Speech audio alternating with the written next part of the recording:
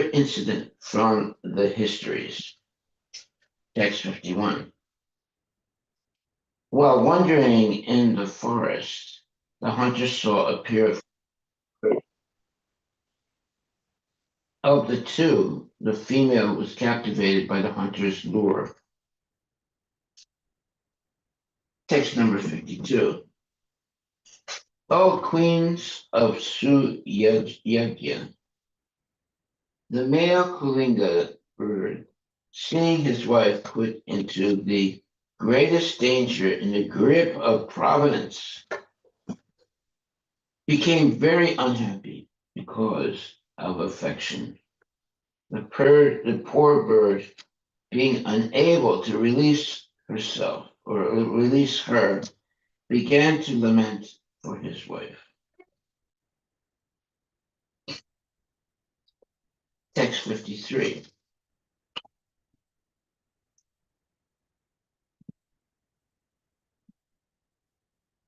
Alas, how merciless is providence! My wife, unable to be helped by anyone, is in such an awkward position and lamenting for me. What will Providence gain by taking away this poor bird? What will be the profit? Text 54. If unkind Providence takes away my wife, who is half my body, why should he not take me also? What is the use of my living with half of my body? Bereaved by loss of his wife, what shall I gain in this way? Text 55. The unfortunate baby birds, bereft of their mother, are waiting in the nest for her to feed them. They are still very small and have not yet grown their wings. How shall I be able to maintain them? Purport by Srila Prabhupada.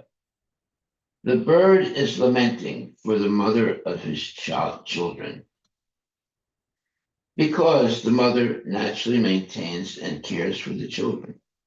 Yamaraja, however, in the guise of a small boy, has already explained that although his mother left him uncared for and wandering in the forest, the tigers and other ferocious animals had not eaten him. Oh, well, that's good.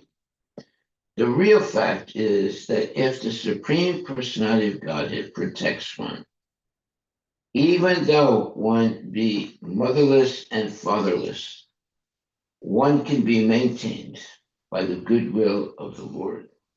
That's good news. Otherwise, if the Supreme Lord does not give one protection, one must suffer in spite of the presence of his father and mother. Another example is that sometimes a patient dies in spite of good physician and good medicine. Thus, without protection of the Lord, one cannot live with or without parents. Another point in this verse is that the fathers and mothers have protective feelings for their children, even in bird and beast society, not to speak of human society. Kali Yuga, however, is so degraded that a father and mother even kill their children in the womb on the plea of their scientific knowledge that within the womb the child has no life. Prestigious medical practitioners give this opinion, and therefore the father and mother of this day kill their children within the womb. How degraded human society has become. Yeah, one time I was in this program, and unfortunately I was sitting next to this one lady, and she started talking about how she had 5 abortions. Yeah. And I said to her, don't you think that's a horrible thing to do? She said, what do you mean horrible? It's my right. It's my body. I can do whatever I want with my body. It's so demoniac. Terrible. Okay, so it says how degraded human society has become. Yes, that lady was really decrepit or degraded. Their scientific knowledge is so advanced that they think that within the egg and the embryo, there is no life. Now, these so called scientists are receiving Nobel Prizes. Whoa, Nobel Prizes for advancing the theory of chemical evolution. Oh, that's completely bogus. Chemical evolution.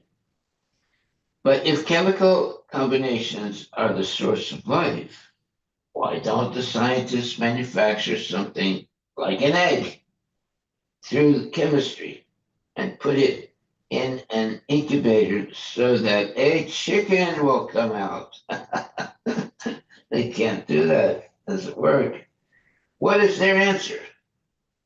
I love the way Prabhupada writes. Mm-hmm. With their scientific knowledge, they are unable to create even an egg.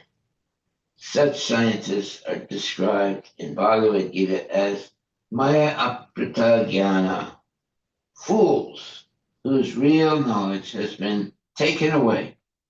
They are not even, they are not men of knowledge, but they possess as scientists and philosophers, but they pose as scientists and philosophers, although their so-called theoretical knowledge cannot produce practical results. Yeah, it's all bogus. Text 56. Because of the loss of his wife, the Kulinga bird lamented with tears in his eyes. Meanwhile, following the dictations of mature time, the hunter, who was very carefully hidden in the distance, released his arrow, which pierced the body of the Kulinga bird and killed him. Oh my God, it's horrible. Text 57. Thus Yamaraja, in the guise of a small boy, told all the queens, "You are also so foolish that you lament, but do not see your own death. Afflicted by a poor fund of knowledge, you do not know that even if you lament for your dead husband for hundreds of years, you will never get him back alive. And in the meantime, your lives will be finished." Wow, that's a very dark prognosis, very dark explanation here of what's going to happen. Purport. Yamaraj once asked Maharaj Yudhisthira, "What is the most wonderful thing within this world?" Maharaj Yudhisthira replied in the text Mahabharata, Vanaparva 313.116. Ahanyahani bhutani gachantiya yamalayam shesha sta avaram ichanti kim ascharyam ata param. Very famous verse. And it says, hundreds and thousands of living entities meet death at every moment. But a foolish living being nonetheless thinks himself deathless and does not prepare for life, for death. This is the most wonderful thing in this world. Everyone has to die because everyone is fully under the control of material nature. Yet, everyone thinks that he is independent, that whatever he likes, he can do, that he will never meet death, but live forever, and so on. So-called scientists are making various plans by which living entities in the future can live forever. But while they are thus pursuing such scientific knowledge, Yamaraj, in due course of time, will take them away from their business of so called research. Yes, he's going to kill every one of them. Text 58. Hiranyakashipu said, while Yamaraja, in the form of a small boy, was instructing all the relatives surrounding the dead body of Suyagya, everyone was struck with wonder by his philosophical words. They could understand that everything material is temporary, not continuing to exist. Yeah, we have to learn that lesson. Purport by Srila Prabhupada. This is confirmed in Bhagavad Gita 2.18. Antavanta ime deha nityas sarirana. The body is perishable, but the soul within the body is imperishable. Therefore, the duty of those advanced in knowledge in human society is to study the constitutional position of the imperishable soul and not waste the valuable time of human life in merely maintaining the body and not considering life's real responsibility. Very nice statement by Prabhupada. Every human being should try to understand how the spirit soul can be happy and where he can attain an eternal, blissful life of knowledge. Human beings are meant to study these subject matters. Okay, there it is. We shouldn't waste our time on mundane knowledge. We should find out how to free ourselves from the cycle of birth and death. Human beings are meant to study these subject matters, not to be absorbed in caring for the temporary body, which is sure to change. No one knows whether he will receive a human body again. There is no guarantee, for according to one's work, one may get any body, from that of a demigod to that of a dog. In this regard, Srila Madhava Acharya comments, only Janardana, the Supreme Personality of Godhead, is ever existing, but his creation, the material world, is temporary.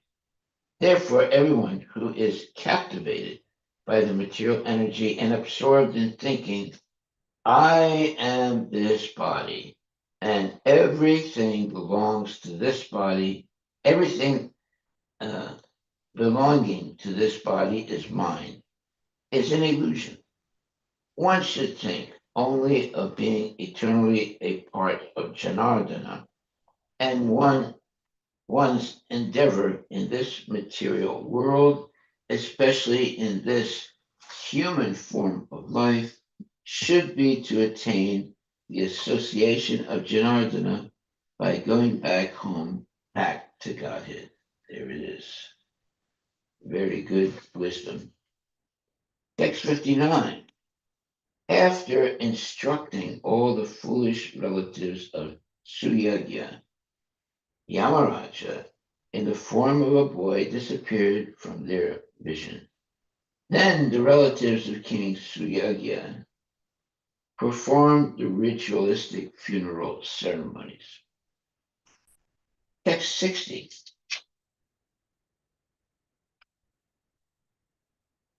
Therefore, none of you should be aggrieved for the loss of the body, whether your own or those of others.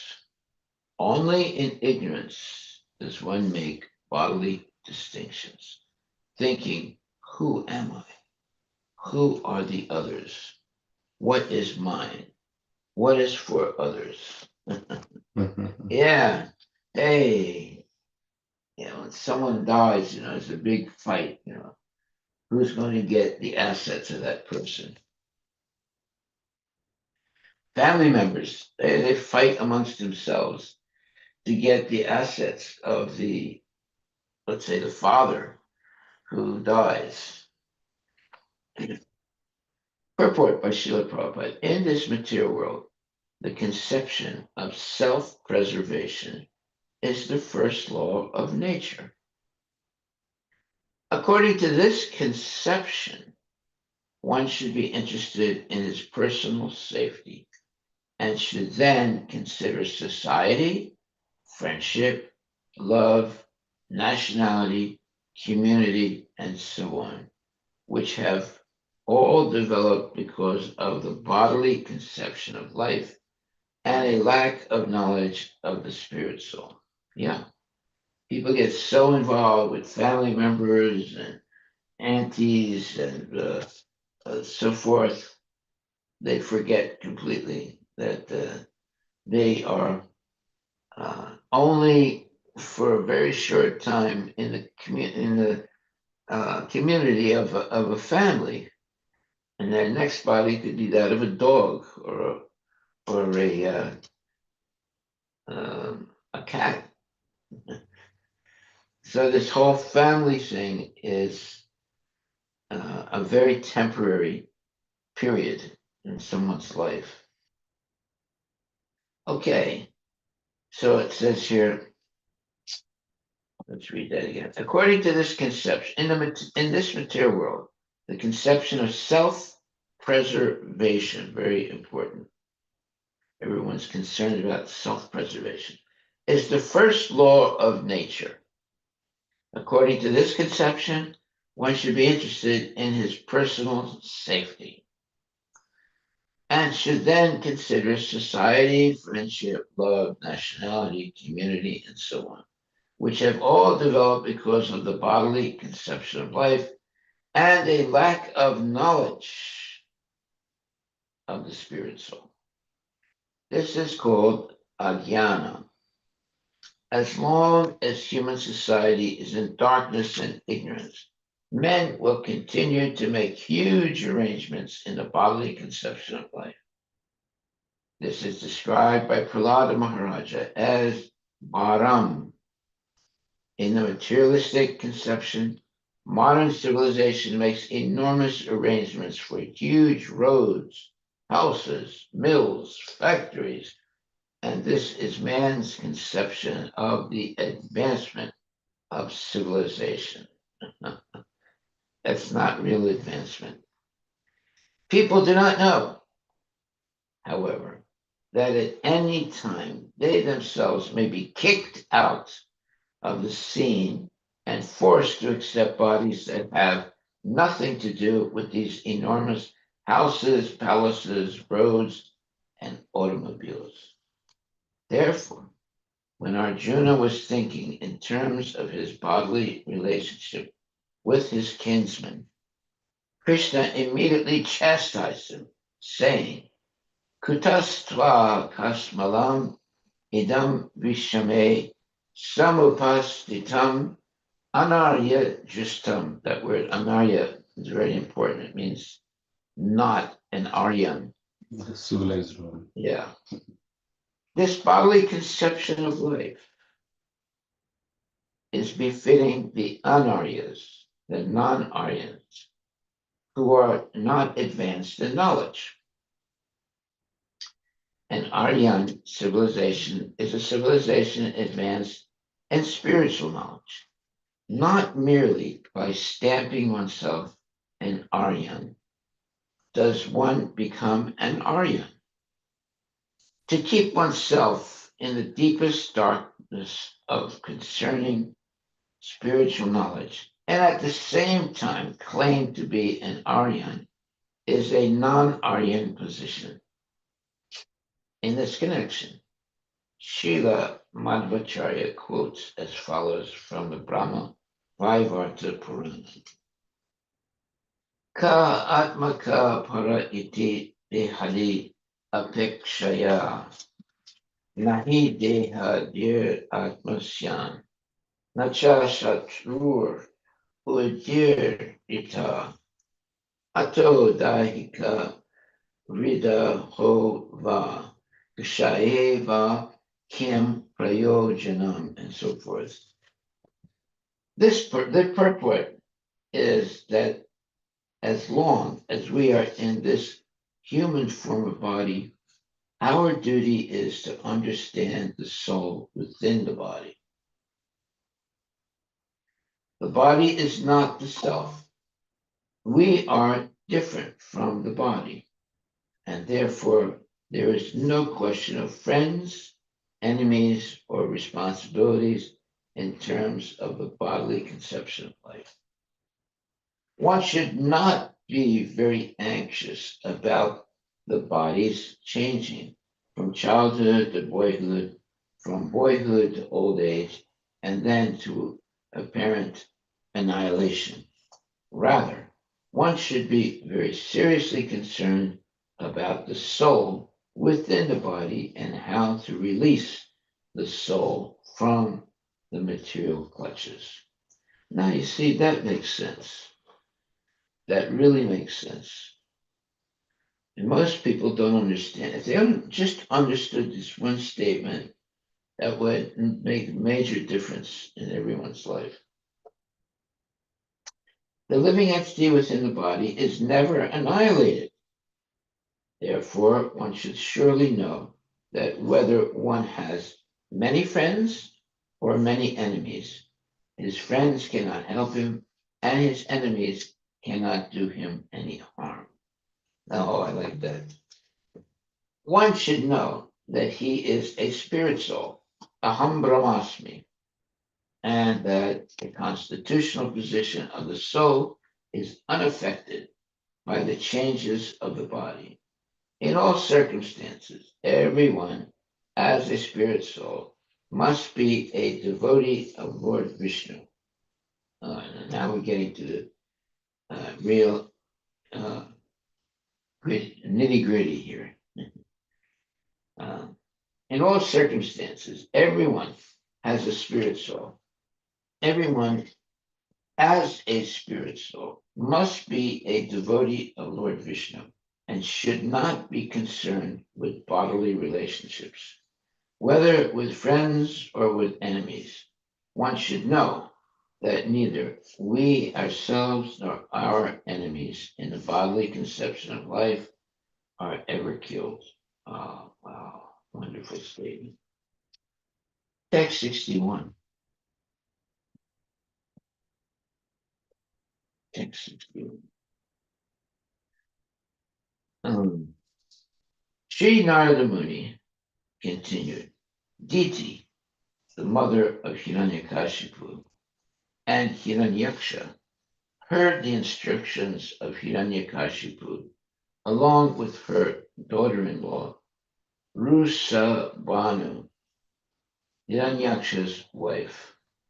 She then forgot her grief over her son's death and thus engaged her mind and attention in understanding the real philosophy of life. Wow, that is what we should all do.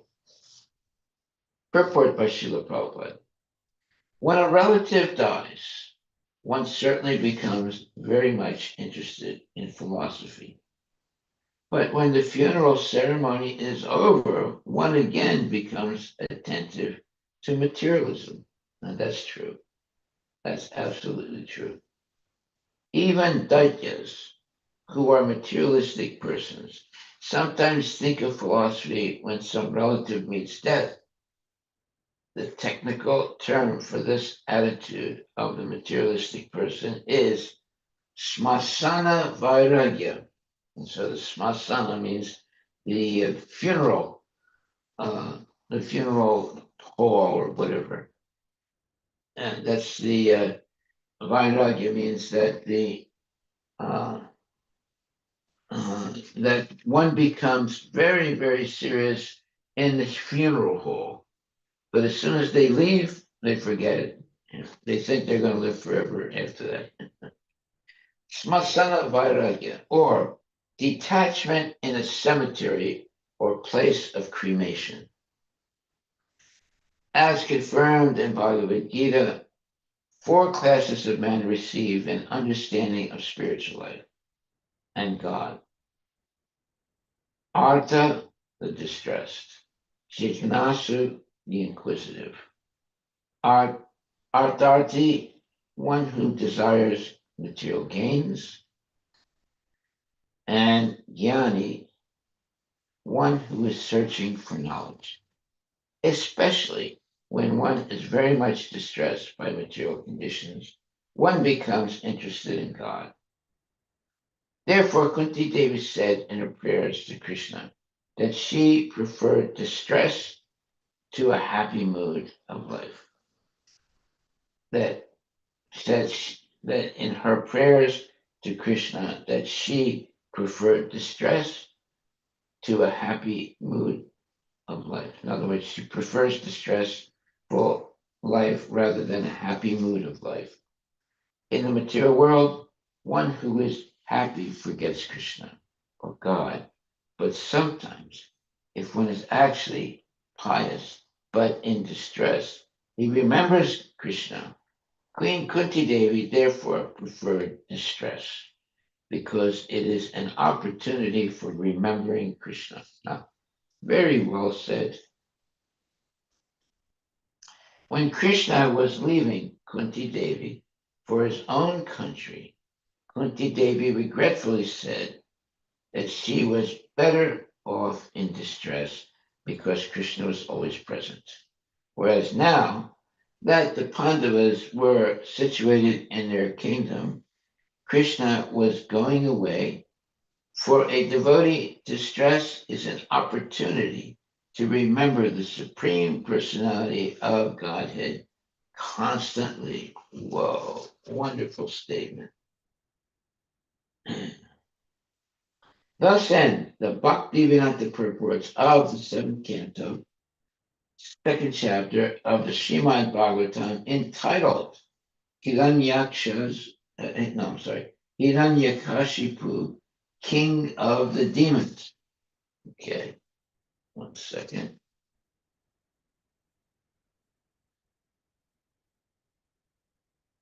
Okay, chapter 3. Hiranyakashipu's plan to become immortal. Oh boy, what a mess that's going to be. This chapter describes how Hiranyakashipu performed a severe type of austerity for material benefit, thus causing great distress throughout the universe.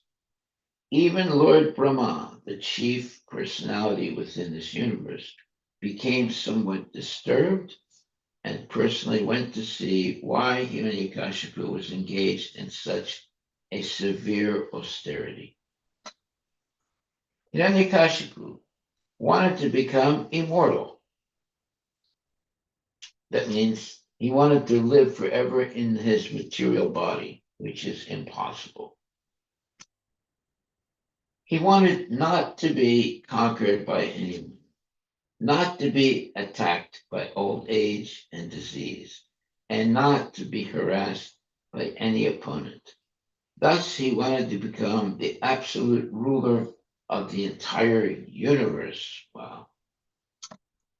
With this desire, he entered the valley of Mandara mountain and began practicing a severe type of austerity and meditation. Seeing Hiranyakashipu engaged in this austerity, the demigods returned to their respective homes. But while Hiranyakashipu was thus engaged, a kind of fire began blazing from his head. Oh, wow. Disturbing the entire universe and its inhabitants, including the birds, beasts, and demigods. When all the higher and lower planets became too hot to live on, the demigods, being disturbed, left their abodes in the higher planets and went to see Lord Brahma. Ah, no, when the demigods are in big trouble, they go to see Lord Brahma, praying to him that he curtail this unnecessary heat. The demigods discussed to Lord Brahma Hiranyakashipu's ambition to become immortal, overcoming his short duration of life, and to be the master of all the planetary systems, even Dhruvaloka. Upon hearing about the purpose of Hiranyakashipu's austere meditation, Lord Brahma, accompanied by the great sage Bhrigu and great personalities like Daksha, went to see Hiranyakashipu. He then sprinkled water from his kamandalu. Okay, that's your water holder. Yeah, a type of water pot upon Hiranyakashipu's head. Hiranyakashipu, the king of the Daityas, bowed down before Lord Brahma, the creator of this universe, offering respectful obeisances again and again, and offering prayers. Oh, that's nice. When Lord Brahma agreed to give him benedictions, he prayed not to be killed by any living entity, not to be killed by any place, in any place, covered or uncovered, not to die in the daytime or at night, not to be killed by any weapon, on land or in the air, and not to be killed by any human being, animal, demigod, or any other entity, living or non-living. He further prayed for supremacy over the entire universe and requested the 8 yogic perfections, such as anima and lagima and so forth. Unfortunately, he forgot something. That's going to be his undoing. Text 1. Narada Muni said to Maharaj Yudhishthira, the demoniac king Hiranyakashipu wanted to be unconquerable and free from old age and dwindling of the body. Well, this is the desire of every rich man, every big, let's say, zamindar or any big wealthy person. They want to be immortal. He wanted to gain all the yogic perfections like anima and lagima, to be deathless, and to be the only king of the entire universe, including Brahmaloka. Oh boy. Hiranyakashipu wants everything. Purport. Such are the goals of the austerities performed by demons. Hiranyakashipu wanted to receive a benediction from Lord Brahma, so that in the future he would be able to conquer Lord Brahma's abode. Oh, yeah, that's not going to happen. Similarly, another demon received a benediction from Lord Shiva, but later wanted to kill Lord Shiva through that same benediction. Yeah.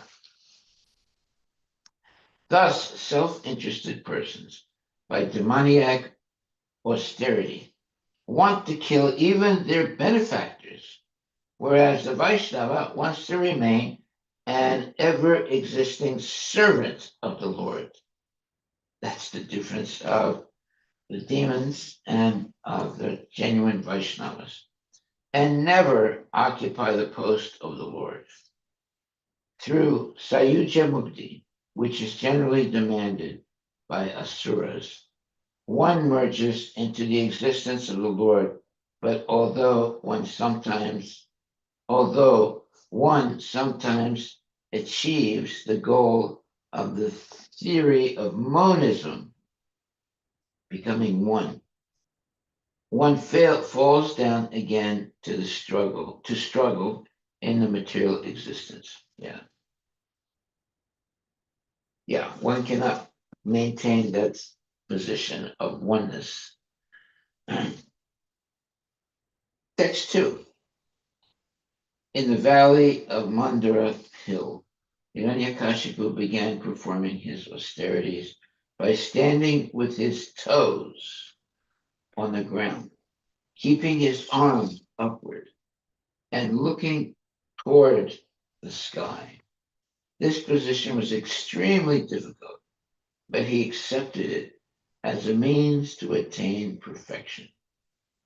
Yeah, you're going to you're going to hold your arms up with your head up also and standing on your toes and meditate for a long, long time.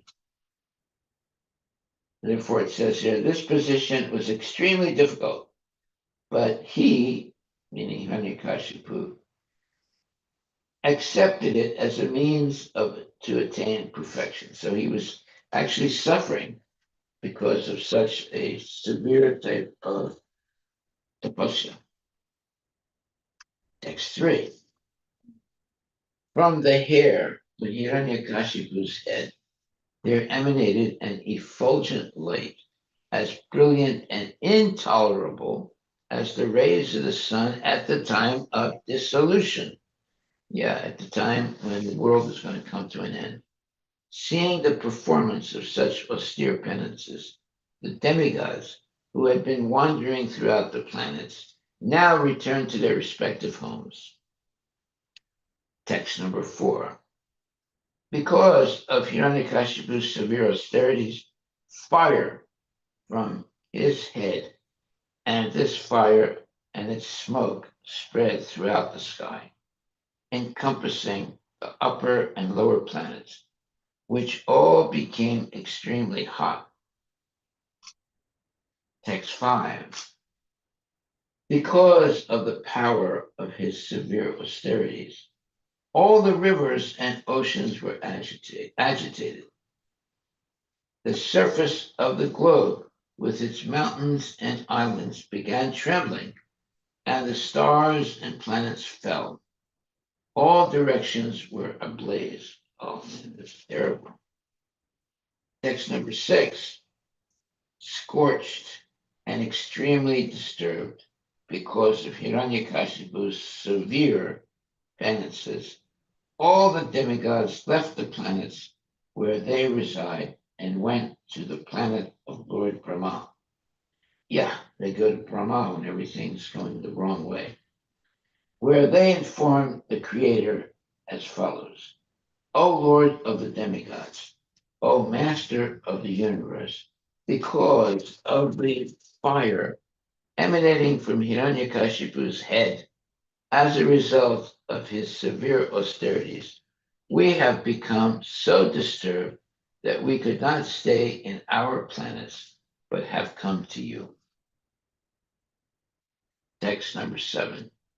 O great person, chief of the universe, if you think it proper, kindly stop these disturbances meant to destroy everything before all your obedient subjects are annihilated.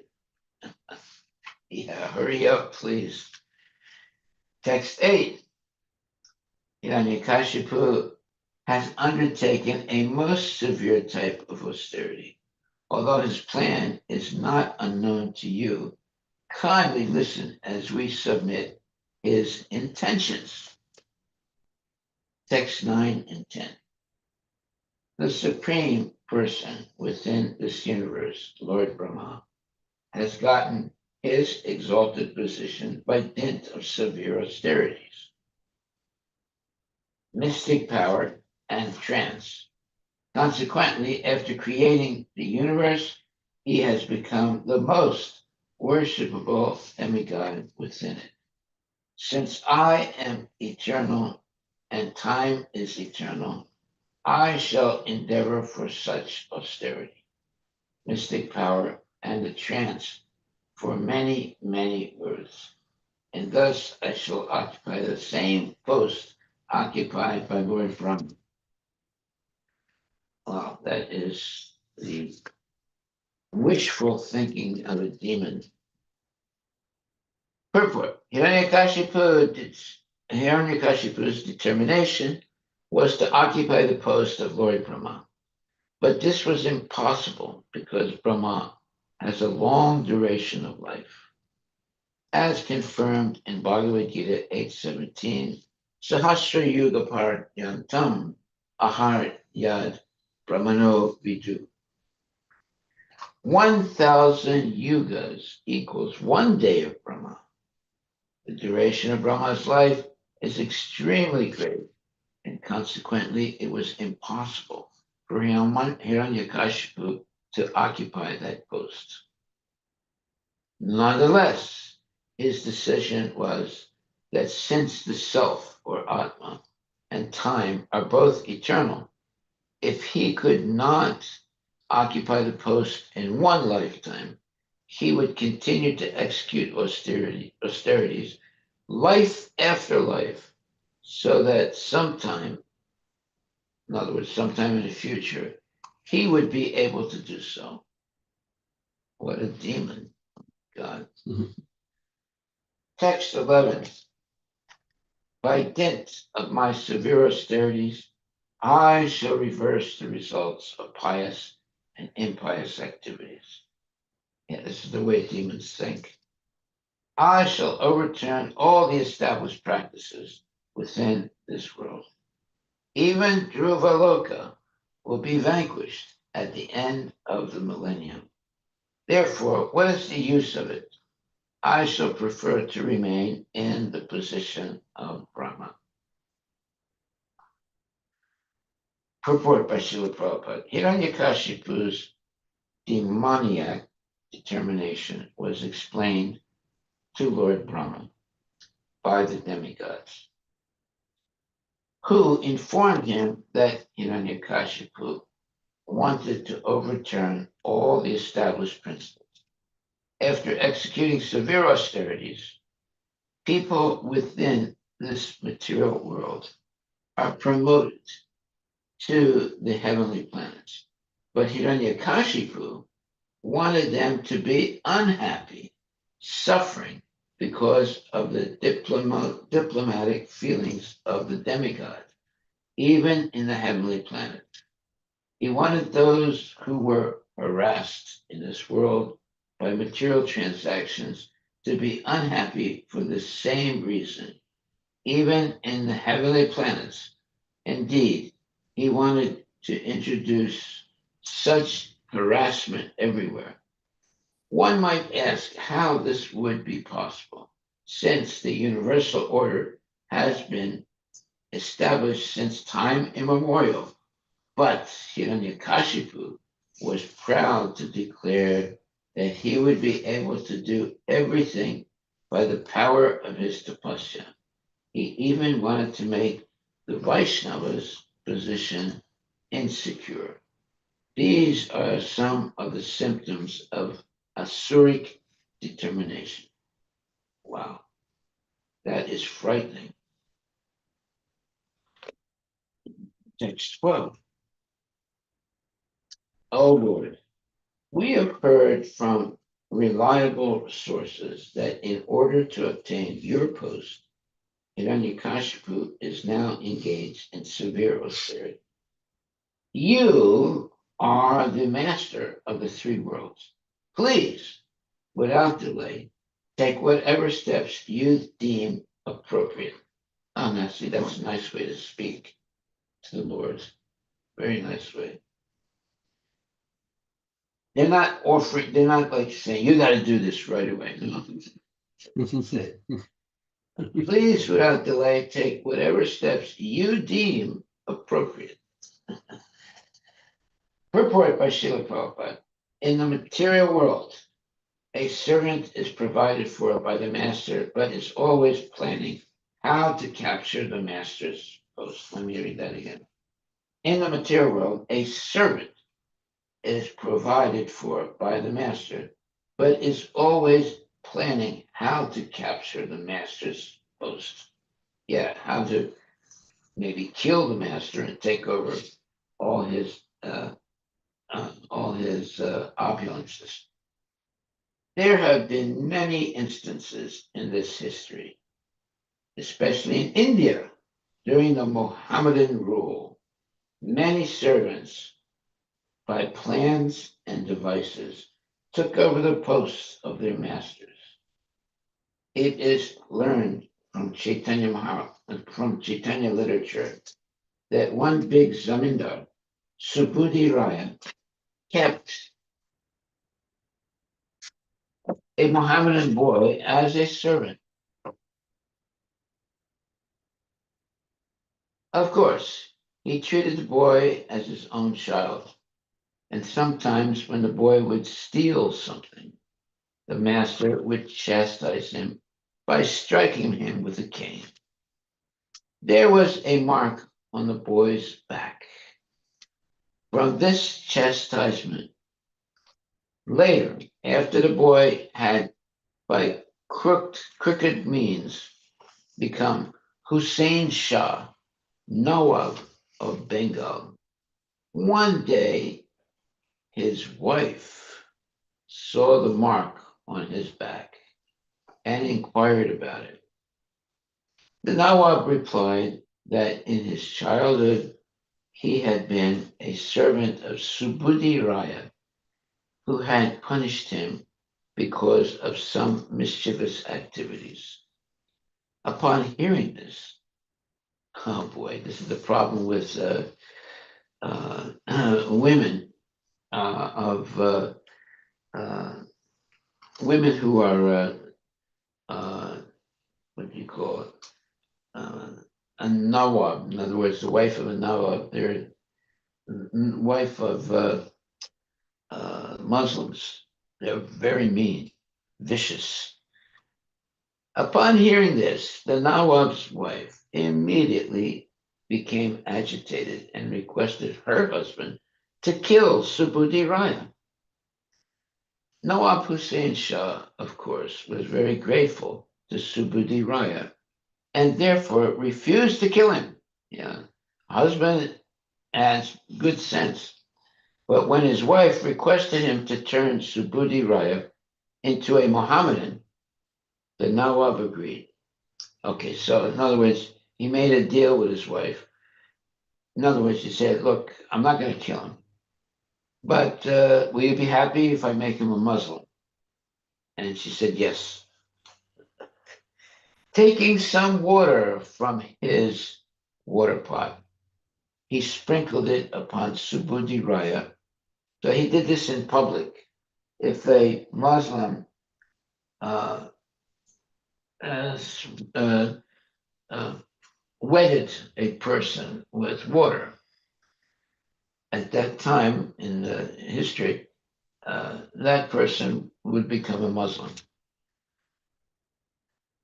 Taking some water from his water pot, he sprinkled it upon Subudhi Rai and declared that Subudhi Rai had now become a Muslim, Mohammedan. The point is that the Nawab had been an ordinary menial servant of Subudhi Raya, but was somehow or other able to occupy the supreme post of Nawab of Bengal. This is the material world. Everyone is trying to become master through various devices. Although everyone is servant of his senses, following this system, a living entity, although servant of his senses, tries to become master of the whole world. Hiranyakashipu was a typical example of this, and Brahma was informed by the demigods of his intentions. And so this history of Hussein Shah, Nawab Hussein Shah and Subudhi Raya is very, let's say, very interesting because it's happened many times in India too, that Muslims have forced Indians to become Muslims in different ways. Text 13. O Lord Brahma, your position within this universe is certainly most auspicious for everyone, especially the cows and Brahmanas. Brahminical culture and the protection of cows can be increasingly glorified, and thus all kinds of material happiness, opulence, and good fortune will automatically increase. But unfortunately, if Hiranyakashipu occupies your seat, everything will be lost. Yeah, I mean, we're very fortunate here. I mean, we can bring Radhika and Priya to the temple, and they become, members of the Hare Krishna devotees in Seattle. It's wonderful to see them, pet them. And everyone is surprised, and people come and they say, "Oh my God, these cows are in the temple." In this verse, the words "Dvija Gavam Parameshyam Parameshyam" indicate the most exalted position of the Brahmanas, Brahminical culture, and the cows. In Vedic culture, the welfare of the cows and the welfare of the Brahmanas are essential. Okay. Without a proper arrangement for developing Brahminical culture and protecting cows, all the affairs of administration will go to hell. Being afraid that Hiranyakashipu would occupy the post of Brahma, all the demigods were extremely disturbed.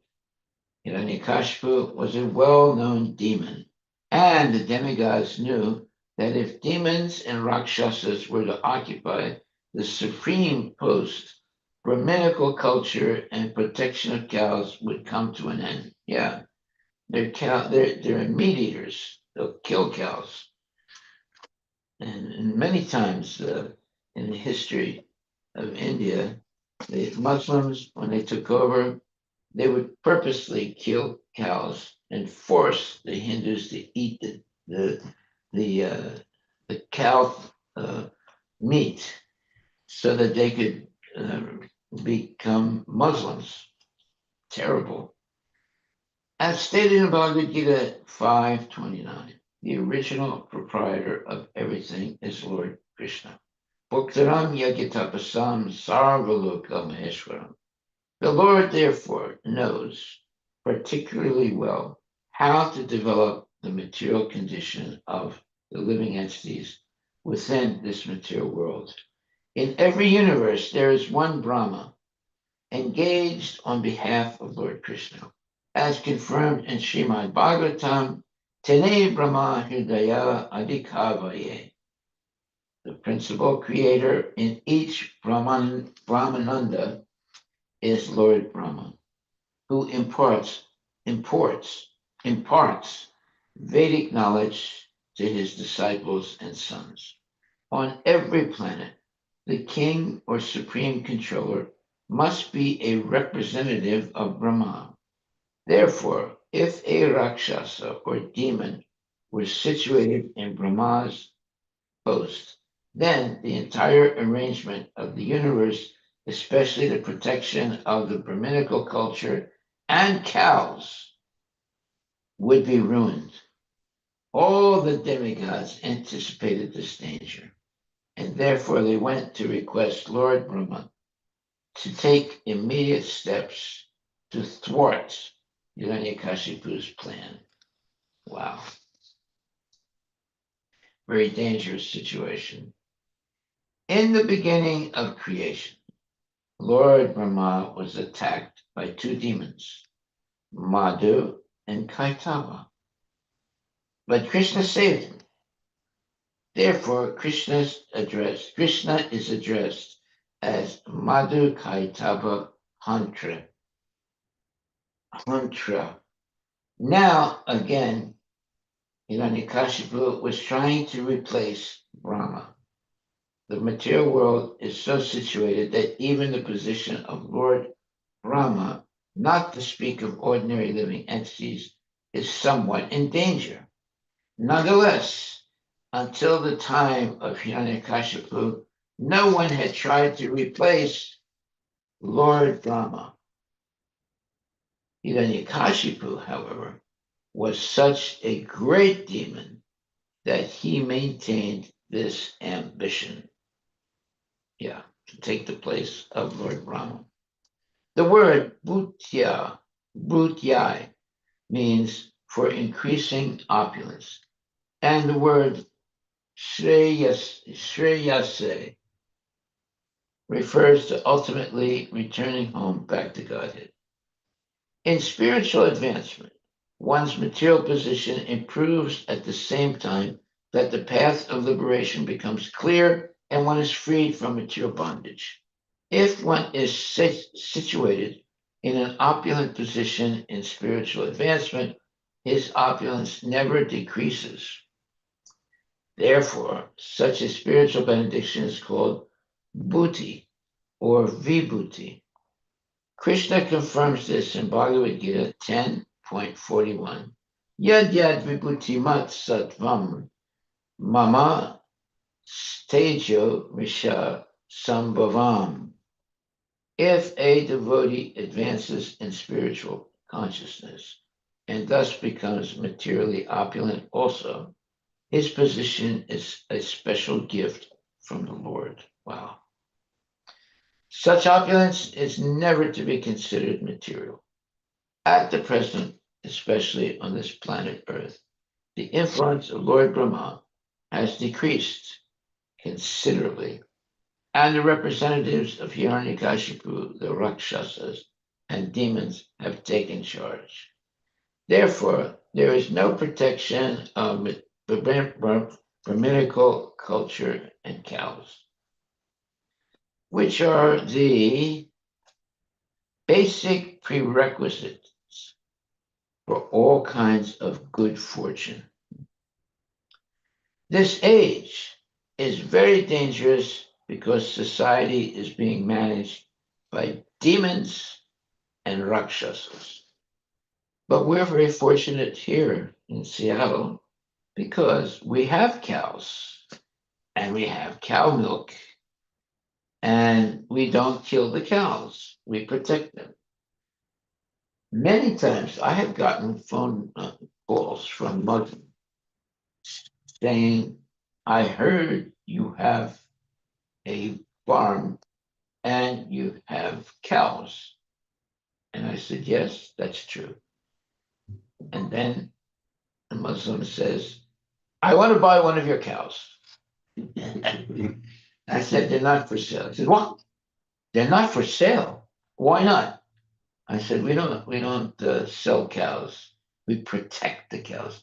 They said, why is that? You can make money. They're really shocked, And I always tell them, well, this is part of our religious practices. We protect cows because they are holy animals. And then the Muslim gets all confused and he hangs up. Yeah, many, many times I've gotten phone calls like that. Okay, I think we'll stop right there. And our takeaway for today is the following.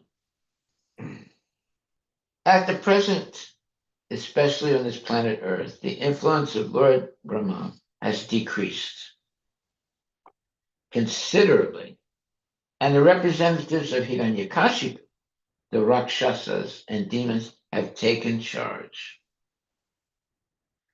Therefore, there is no protection of Brahminical culture and cows. Yeah, look at what's happening. How many cows they kill every year. It's terrible. Which are the basic prerequisites for all kinds of good fortune. This age is very dangerous because society is being managed by demons and Rakshasas. That's absolutely true. However, I think we have like 60 to 80 cows, and we protect them. And we never let anyone take them away to be slaughtered so they can eat them. But I get questions, I get calls from Muslims asking me if I want to sell some of our cows, and I also say no. And they said, "Why not?" And I said, "Well, in our religion, we don't kill cows; we protect them." They said, "But you can make so much money if you sell them." And I said, "Well, we're not interested in making money. We're interested in cow protection." And then they hang up on me. All right, I think we'll stop there. This age is very dangerous because society is being managed by demons and rakshasas. Very correct statement. And we'll stop with that today. Any questions or comments? Any questions or comments?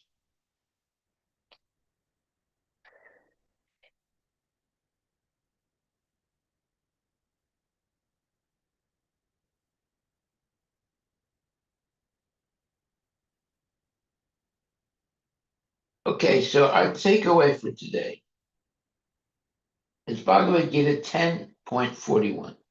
Yad yad vibhutimat sattvam mama tejo misha sambhavam. If a devotee advances in spiritual consciousness and thus becomes materially opulent also, his position is a special gift from the Lord. Such opulence is never to be considered material. At the present, especially on this planet Earth, the influence of Lord Brahma has decreased considerably, and the representatives of Hiranyakashipu, the Rakshasas, and demons have taken charge.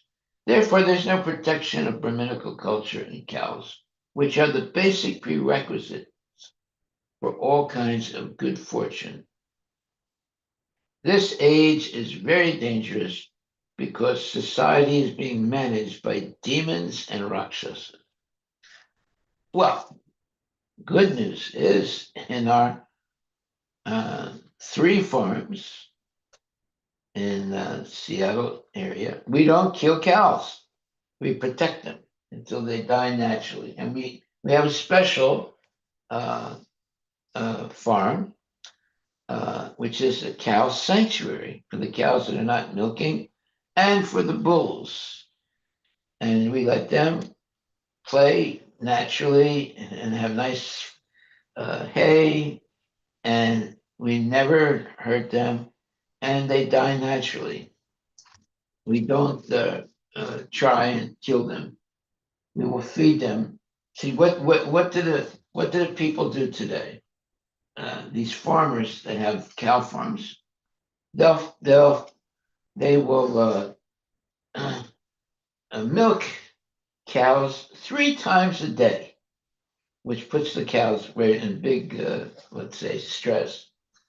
For about 6 or 7 years, cows can live up to 20, 25 years.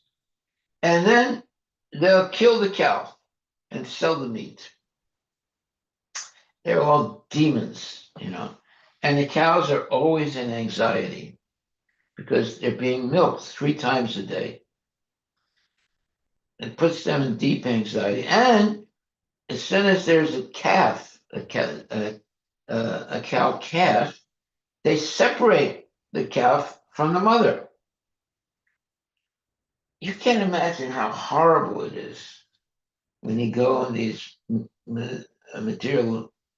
materialistic farms, and they really mistreat the animals very, very severely, and puts them in great what you would call great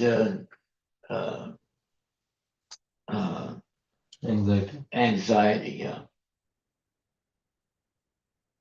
And if you ever, I hope you never do, but if you ever go to a slaughterhouse, The cows are actually, in the beginning, they're not screaming. They're just eating their hay.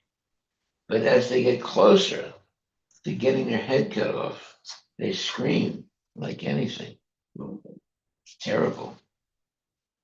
Okay, Hare we'll stop right there. Hare Hare Krishna, Krishna Krishna.